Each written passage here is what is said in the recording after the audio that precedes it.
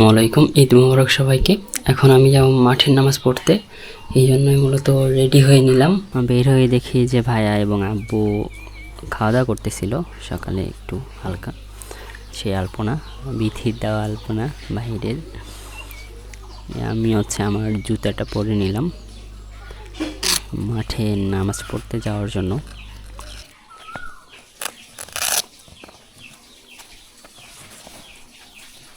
এরপরে আস্তে আস্তে হাঁটতে হাঁটতে দরজা আটকায় দিয়ে আস্তে আস্তে হাঁটতে হাঁটতে দোয়া পড়তে পড়তে মাঠের দিকে রওনা দিলাম। এবং চারপাশে গ্রামের পরিবেশটা অসম্ভব সুন্দর লাগতেছিল, আর সবাই হেঁটে হেঁটে মাঠের দিকে যাচ্ছিল। ঈদগাহে মাঠ, এটা হচ্ছে আমাদের ঈদগাহে মাঠের মূল গেট।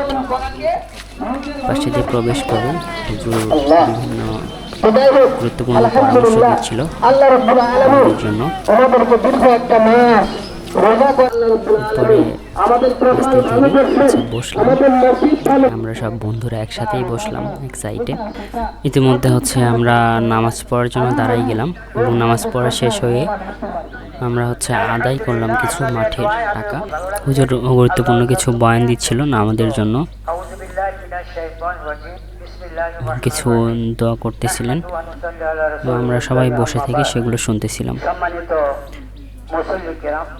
মহান আল্লাহ পাকের শুকরিয়া যে রব আমাদেরকে একটি পুরো মাস সিয়াম সাধনার পর সুস্থ সবল শরীরে অনেকে দেখা যায়।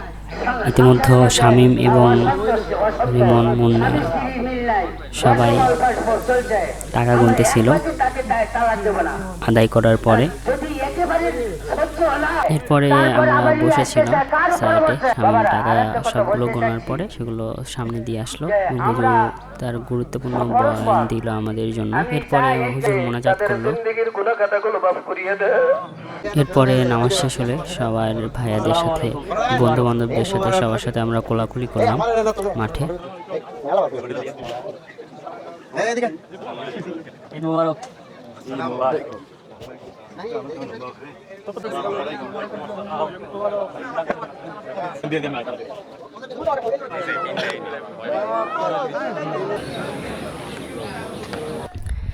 মাঠের নামাজ শেষ করে এখন বাসার উদ্দেশ্যে চলে আসলাম।